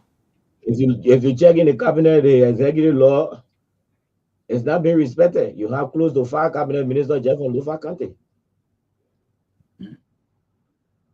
That is a violation. And the law was made to safeguard the state. That when every county is represented at the cabinet, when budget is being prepared, every county will have representation. That is the reason, even the framework of our constitution, in the legislature, every county is represented on the budget committee. Every county is represented. If you are from Monserrate, and you're from district number 5 or district number 3, where I'm from, and you represent them on the budget committee, no other representative from Monserrate County will get on that committee. It will shift to the next county. So in the executive, where the budget is being prepared, the law calls for every county to be in the cabinet. All of the president, with the exception of Towa, obey that law. And we were expecting with President Boyka 40-year experience, coupled with his vice president 13 years experience in government, we're going to uphold the rule of law. That was the reason the Liberian People Party supported them. It is not a councillor idea, it is the law speaking. And being a law-abiding citizen, he wanted the law to prevail so that we can go on the state well. But the Unity Party is reneging on upholding the rule of law. Again, I'll move to ask, how is the relationship between the UP and the LPP? Somebody would say, well, this government was your making because you're one of the strongest parties during the elections, and you told the Liberian people, let's go this way. The people follow you. Yes, Marcus. These are some of the reasons. One, We were in the opposition community. From the day we put forth candidates in the 2023 election, we have agreed that CDC has failed this republic. So if we were not chosen by the Liberian people on the first ballot, we can contradict ourselves to go and support the Congress for Democratic Change, wherein we have agreed that the people have failed the country. Everywhere that CDC has representative candidate, we put candidate against them. Everywhere they have senatorial candidate, we place candidate against them. When they fair presidential candidate, we place candidate against them. So we can contradict in LPP with a democratic institution. After the election, we went on the drawing board, went to the table, and we took the vote. And it was close to 80 to 90% that said Unity Party, because we were going to ask them if we were going to be on the second ballot. If we were going to be on the second ballot, we're not going to go to CDC and say support us against CDC to take state power. We're going to be calling on the Unity Party and elect the other political party in the opposition to support us, to restitute this country, to bring it back to normalcy. So that was the reason we supported the Unity Party, and we gave them condition. We said, well, in 100 days, these things must be met. Is the LPP regretting its support to the rescue mission? No, Maka, the LPP is stay a progressive movement, a progressive political party that stands by its words. The LPP is strongly believing that sustainable development can only be achieved when Liberia does not borrow money excessively. Yes, you are focused on this borrowing thing. Let's hear from you. Yeah, go ahead with this borrowing thing. Let me hear. Yeah. The Liberian People Party is saying that over the times we, as government, have been borrowing monies that is not been filtering to the masses or downloading to the people, even the farmers, even profiteers that take these monies to trailers, to other businesses that profit them huge amount of money on resources and other things, capitals. So the Liberian People's Party want that capitalism on the demands by the masses for quick deliverable, and Liberia rose its economy projective to borrow monies without capitals to pay back at a maturity is a bad governance. We took 30 million United States dollar, we sent it to Lufa County during the early in the Bokar regime. And that money, up to now, there's no trace of any agricultural farm in Lufa County. Those monies landed in profiteer hands, and today, we don't have a trace of any agricultural project that's in Lufa County. Just the 2017 to 2018, I think the World Bank or some profitable multi-unilateral organizations give the George Weah regime a 10 million United States dollar to have a project in River G County. Up to today, there is no trace. There's no trace. Why were the projects that were supposed to be done in River G? It was an agricultural project. A 10 million loan was given to the people of River G County. Up to the last visit of the president of the former president of the Republic of Liberia, to his last visit in River G County, there were no trace of any account of that farm, of the money. So the Liberian People's Party recommendation is simple. What's the recommendation? Some of our recommendations were government must play a role to ensure food sufficiency, because profiteers will always redirect aid capitals to quick profit-making industry, as I said. Government should allocate 50% of produce from all assets recovered to finance agriculture. We have a lot of debts domestically. We have a lot of audit reports. We can prosecute our people, we can audit our people, the audit reports are there. We can restitute some of the monies and transfer it into agricultural produce than to always accrue debts on our head. Up to now, just from 2010 to today, we are in almost 2.3 billion United States out of debt around the world. Well, okay, thank you. Yeah, my guy. Let me come in on that issue. President Boyka is the president of the Republic of Liberia, not president of the Unity Party. So, ideas on the executive mansion, program for the executive mansion will be program that impacting the people life in Liberia, not the people in Unity Party. Maga, you will know that in 2013, the Central Bank of Liberia gave Afriland 181 million for farmers to go to Afriland Bank and take loan to open farm. Central Bank audit report revealed that that money was given to Afriland and no farmers received a dime. We want the audit report to be implemented. If we can retrieve that money from that bank, we can put it towards agriculture rather than going to credit to incur another debt for the following administration. Liberia just going and we're trying to erect checkpoint that you are now king. We don't have king in Liberia that you're there for life. There will be time that the Liberian people will decide and change administration. If they change administration and bring in a better administration, you tie him down with what debt burden.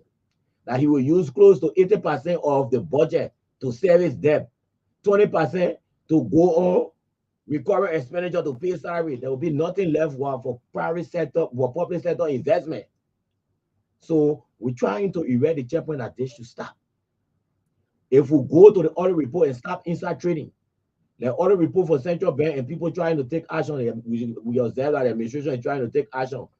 But we're getting scary information that letter coming from deputy governor that people negotiate with Intel with her to resign, that they will pay her benefit. If people are caught, if other report reveal that people are caught, why is the government reneging on persecuting them, but rather to pay them benefit? If she is found in the web, she will be persecuted. Nobody should negotiate with her to resign. And attempt to negotiate with her from the LPP angle, we feel that corruption is smelling somewhere. And certain people don't want certain information to come up, so they're negotiating. Are you talking about the deputy governor for operations? Yeah, the PSA. Okay. That the president advisors. So she said advisor, so it's all of the advisors around the president negotiated with her that she must resign and pay her all her benefit for the unexpired term. She said involuntary resignation. So why are we pushing people to resign to put people in position? If we found out that they are corrupt, why we can persecute them and reclaim some of the Liberian people money? It is not their money. It is money that you and I will pay for, Maka. The 4 billion that we pay for it will buy our debt by 3 cents per dollar. Some of we are business people who pay taxes. So it's paying all our money. It's just being used by a few group of people. And most time people that get in state office, they are not even taxpayers. So they don't know what will go through to pay $1 to the Republic. But we know what it means. When you go, you sell your live produce and you are taxed by NRA, you are taxed by the federal agency or government, and you pay this money for the betterment of your country. Like your children will go to good hospital. Like people look, the 29 of Judah, I lost one of my daughter Mariah to childbirth. It is dangerous in Kakatan because no hospital there because people took away 181 million for the packet. People took away 114 million and on account for it did not go in consolidated account, but now they sit in the legislature. And Boyka is able to tell them say resign from the Committee on Public Account. But he able to carry Talu for persecution. Where are we? We selecting? That was not what we supported Boyka for. We supported Boyka one. The first thing we told him respect for the rule of law within 100 days. If you can't respect the rule of law, LP will come out with a position statement. And we're getting prepared slowly. Are you getting closer to coming up with your position? We're getting closer. So we understand you are in the process of what I should call a rebranding or trying to do a retreat to reinvigorate the spirit of the party. You care to tell us more about that? Yeah, from a position on strategy and planning, we went to meeting, executive meeting or call, later on we called general meeting because LPP is a democratic institution. All parties must be involved. And there were claims and counterclaims. There were issues that arose on the 2023 election. People felt this thing went wrong. So why we went wrong? We produced 46 candidates and nobody won. Why we went wrong? How we went wrong? All those points have been captured, and we're going to the retreat to set us on disagreement because at that retreat, maybe we'll adopt a resolution to go to an emergency Congress to get new core leader that will steer the affair of the party to 2029.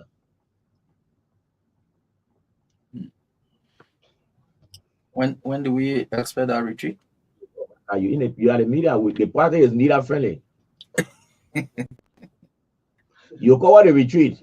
Yeah, so the chair from USA and Canada, you are closer to the party. What do you see? What are your observations about the party? Do you see the strength to bounce back 2029? Mark, I think you follow us and you might have seen a more comprehensive platform that we presented, unlike other political parties in Liberia. And in that platform, we articulated the future of the party as well as how we were going to govern the country if we come to power. And we also presented one of the best brands of Liberian politicians, Councillor Gonglu and Dr. Yakpaglu. They represented us adequately, and you saw it. But there was an election. And I would also like to make the point of supporting the Unity Party.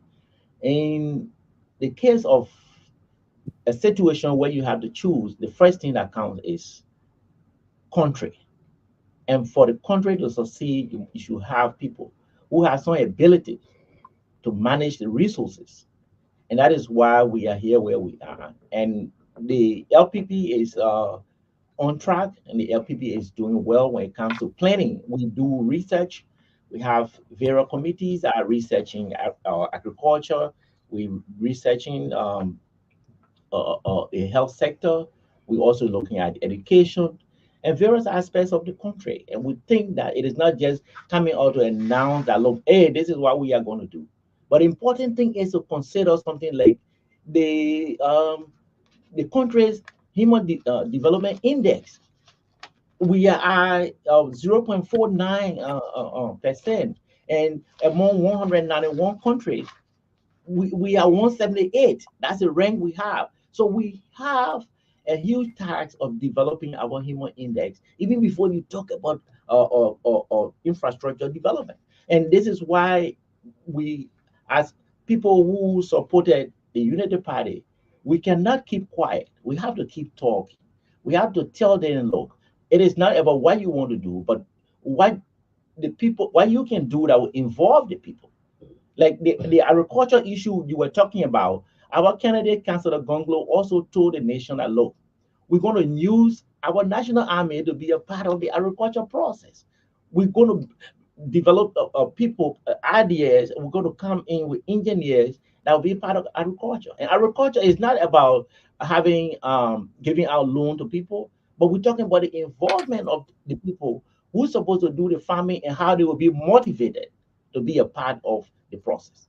So again, LPP is on track. We do our research. Based on research, we tell the government, hey, we think that you need to do more planning. You need to do more national involvement. And again, Liberia is on the brink of debt crisis, like other African countries. And African countries altogether owe about $702 billion. And we spend about 50% of our GDP on debt servicing. Do we just want to go into crediting money without having planned for the money with credit so that people in power will have a feast day? No. What solution does the LPP have for that problem? I think you've been really focused on it this morning, this issue of debt and all of that. I mean, what do you think can be done differently? A lot can be done. My colleague just articulated the fact that there's a lot of money out there that people have taken out of the country. They are in various banks. Also, we have resources in this country, the natural resources. Our natural resources are extracted and exported before value is added onto them. So if a government is serious and want to be more creative at raising money or getting more financial resources, the focus should be on how can, let's say, mining companies process the iron ore here. How can lodging companies process the log here? How can they establish factory? Not a matter of bringing people in to take our logs out of the country or to take our latex, the rubber, the cobblum, and other things out of the country, but the process is here so that we will create employment. Though, when you have a better economy, if your gross domestic product is higher, if you have higher employment, and also the consumer price index, how much do people pay for a cup of rice?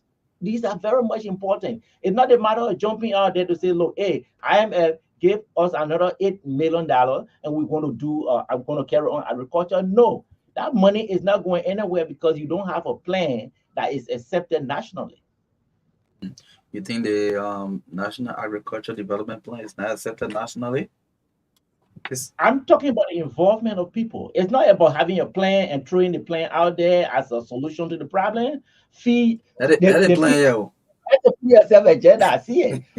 How are the people, the majority of those people involved in this planning?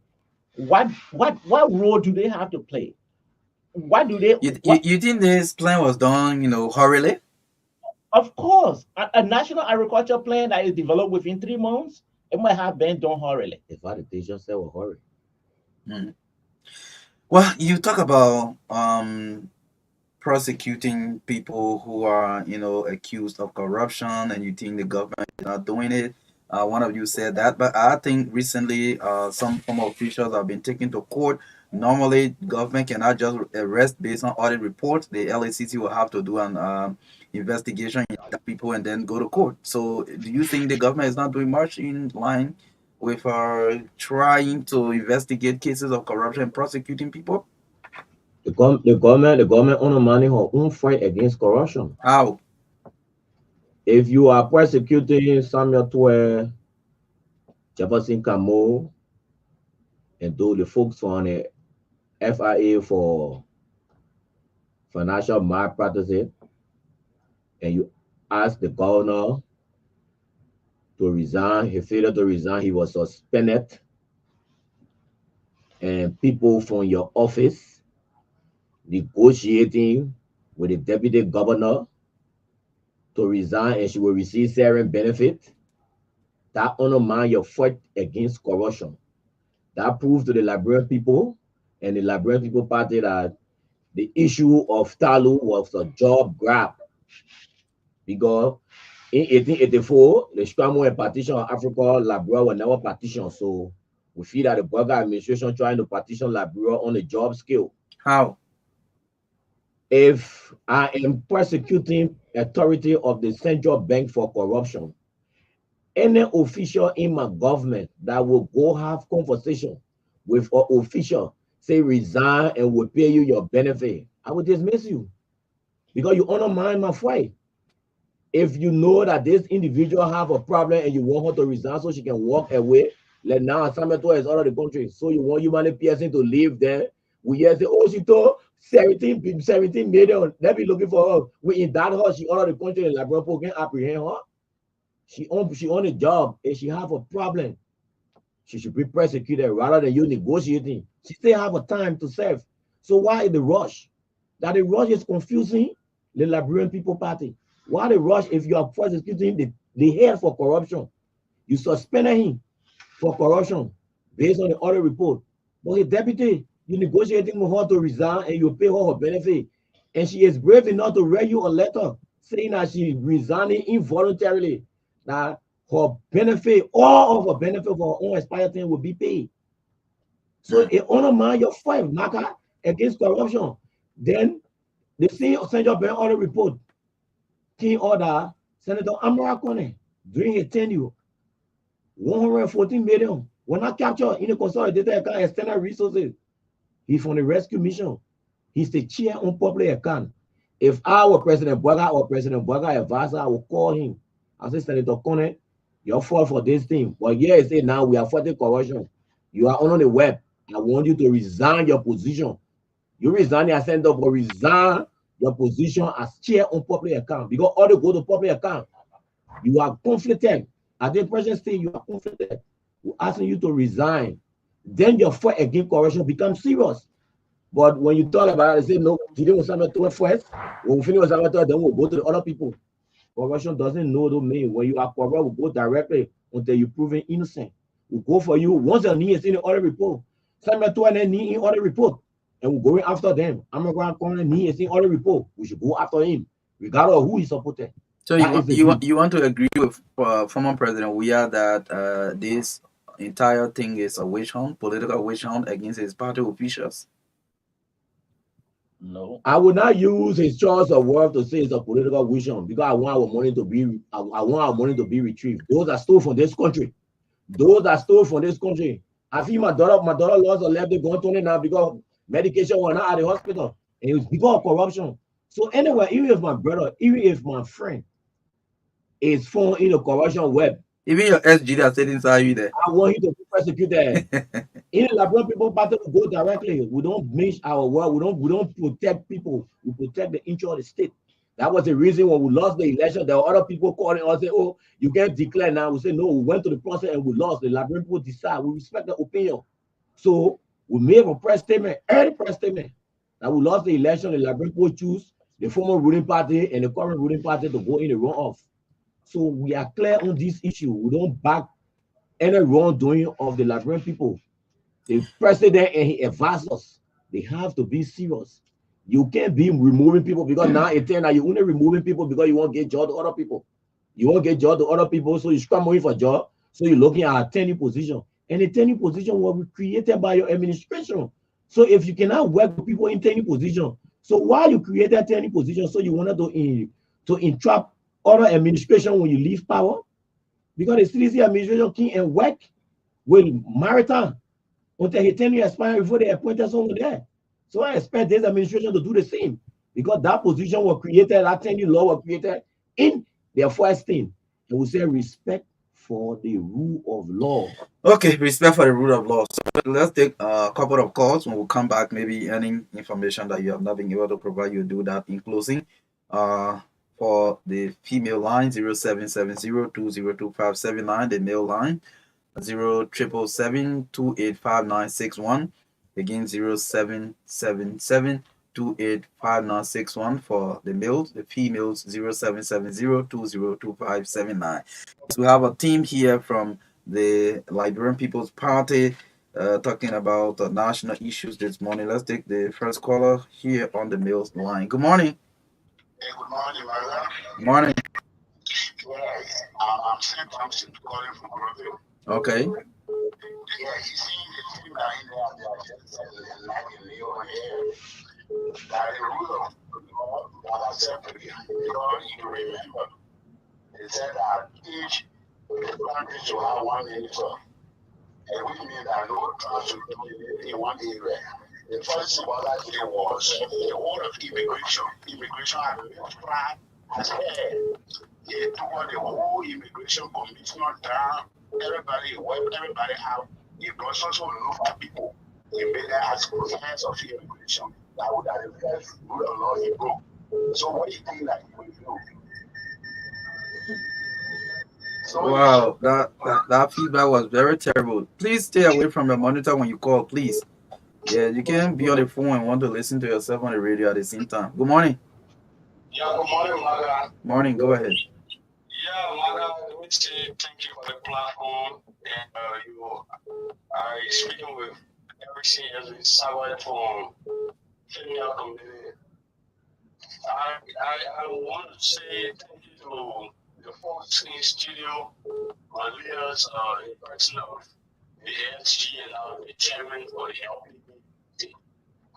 You know, all of these issues that they report on the platform is very, very essential, and for which the Liberian people have been extremely strong when it comes to everything. The Red Sea Mission told us that they were coming to liberate the masses instead of living on the expense of the masses.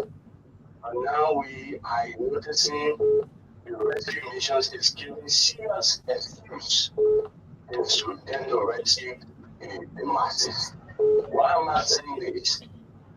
You told us that you're going to do an audit.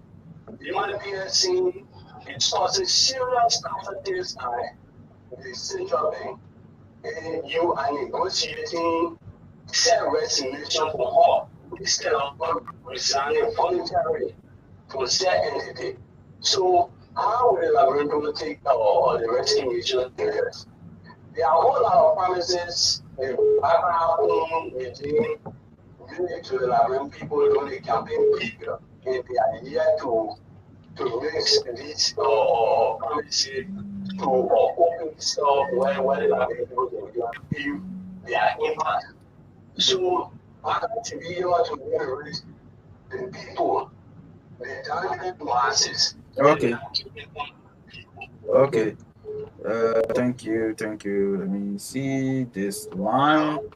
Good morning. Good morning. Good morning. Good morning, Maka. Go ahead.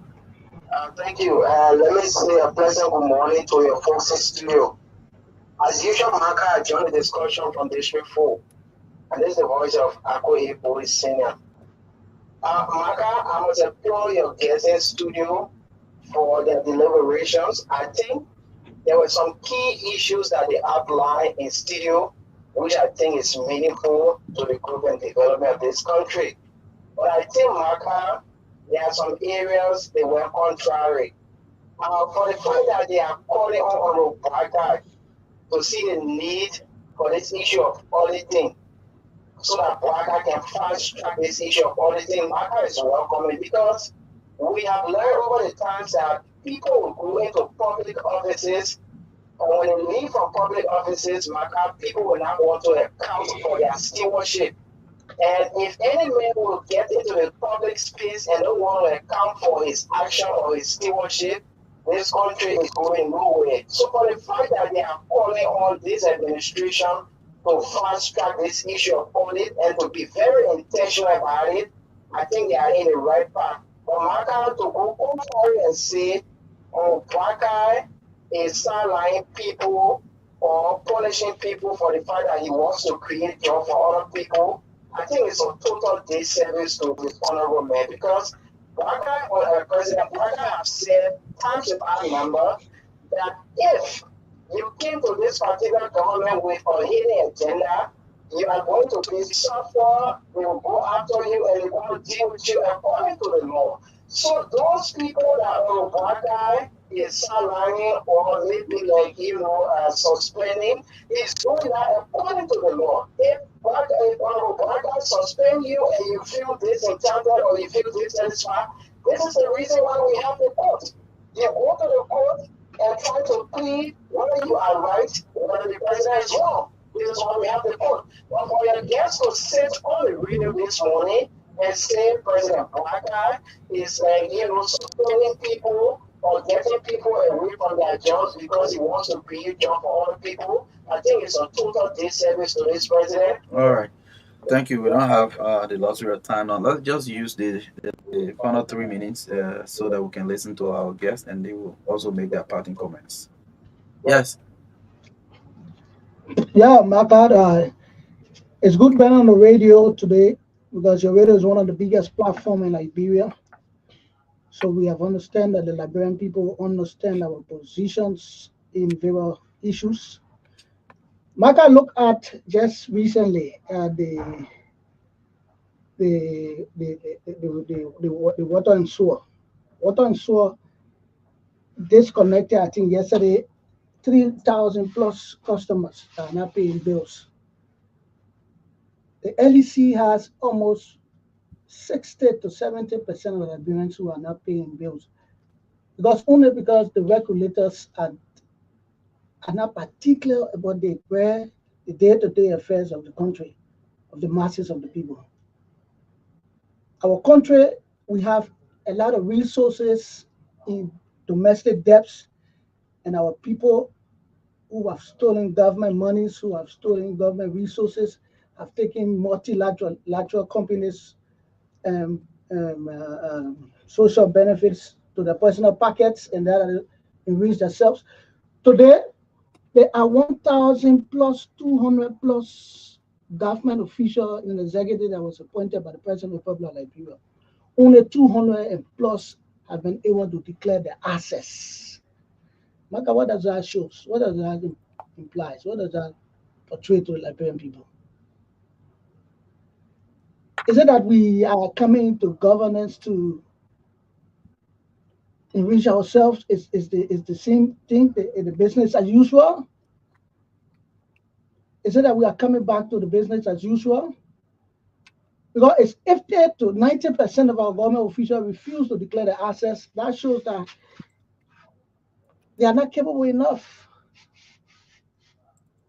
I mean, they're not capable enough.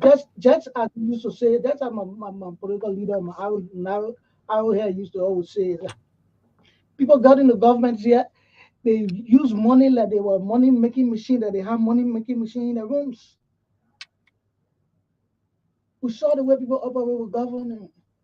People rent government here like boss cuts. Yeah, so because of time, like I said, let's just go over to the other two persons to close, please. All right, so I want to thank you again for hosting us, and I also want to tell you and our audience that silence is complicit. We cannot sit and say, well, it's all right, we're going to just look at the other side because we supported this government. We have to tell this government the truth. We have to tell power the truth. Like our orator during the Independence Day anniversary. We have a long way to go. The government has been in power for barely 6 months or so. And we think if we all rally around them and critique the activities, we are not going to go back to where we came from. We need proper planning. We need proper organizing. We need a good management team in the various ministries. We need people to be able to control those processes that will lead to transparency. That is why my colleague said it's important that you have a kind of well-organized system that will hold people responsible for what they do. So this is where we are. We have to be a little bit patient and give this government some time. At the same time, we have to tell them, hey, you are taking big steps. The same problem that existed yesterday exists today. There is still corruption in places. And corruption comes in when you don't do proper planning and there's no transparency. So we will continue to talk, we'll continue to articulate our views in a way that tomorrow, if LPP takes power, we'll be ready and prepared to properly plan and involve the Liberian people. Okay. Thank you. Thank you. Yes, finally.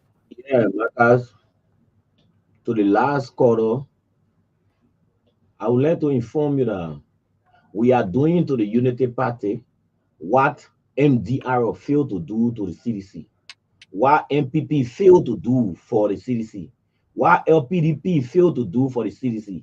They allow the coalition to go on in the wrong direction. Then at the dying stage, they jump off board and distance themselves from the problem. We brought this administration to power. So we're on a moral obligation to rewrite checkpoint when they're going astray. LPB is a political party. We are government in waiting. We now want to inherit a failed state. We don't want to inherit a failed state to say, yeah, let's sit down, let them fail.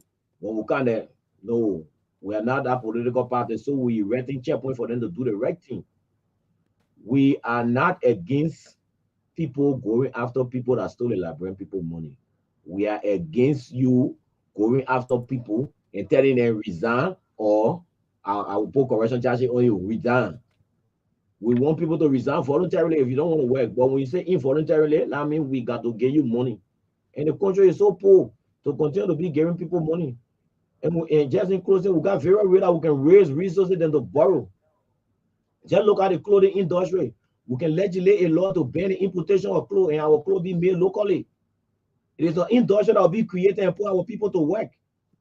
We'll start spending US dollar on the importation of goods. That money will be spent within. If you look at the LPP delegate here, all our clothes are locally made. We're promoting our local made material to keep our people on job. I should not buy clothes that come from China to make the Chinese men continue to go in a factory. We are calling on the government to legislate law to stop the importation of furniture. We got the best law in Liberia. Why are we importing furniture from foreign land? We only sell our raw material and they send the furniture to our value island. No, we want those companies to come here, legislate and ban the importation of furniture.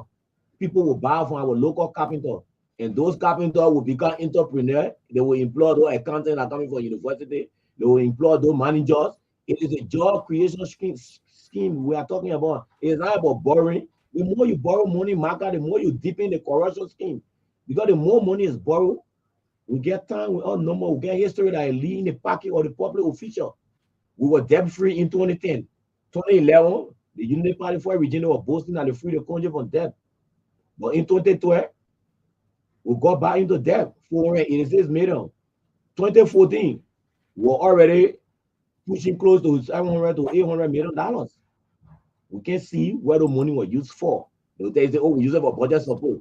Budget support can only trickle on recurring expenditure. There's 65,000 people that are in government. We get 5 million people, and all of our loan only fit in the government cycle. Nothing to show for investment from the government. Say yes, this is the money that was loan, the loan of 2014. This is the hospital that was built.